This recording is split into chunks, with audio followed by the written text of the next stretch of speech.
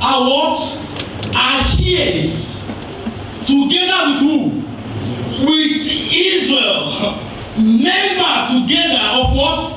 One body. And share together in the promise of Christ. Amen. Amen. So when you hold your Bible and you begin to read God's promises, just know it is for you. Amen. Amen. When you carry your Bible and you read, and just know the word is for you. Just focus on that word and meditate on it. You ponder on it.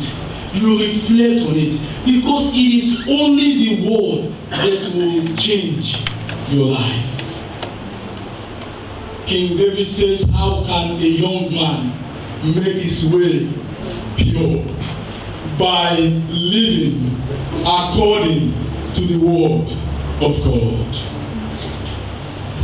And this mystery to the word of God. Whenever I read this book, I have a hope. I have a hope for the Turkish Cypriots. Whenever I read this book, I have a hope for the Muslim countries. Whenever I read this book, I have a hope for those countries who does not profess any religion. For those countries who say there is no God. I have a hope for those Buddhists and Hindus nations. Verse 6 tells us that we have become one in this body and we are sharers in the promise of Christ. If you go to chapter 2 of Ephesians 2 and read from verse 11, Paul was saying, therefore remember that formerly you were what?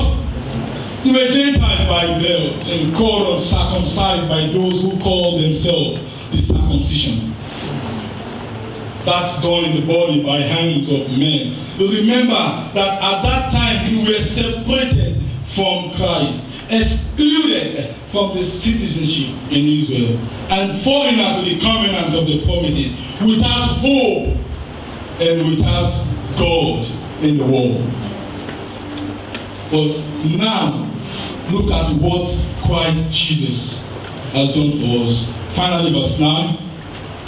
He says, and to make plain to everyone this administration of this mystery, which for ages past was kept hidden in God, who created all things. His intent was that now, through the church, the manifold wisdom of God should be made known to the rulers and authorities in the heavenly realm. I just want to leave this with you. When you get home, please try and study this book.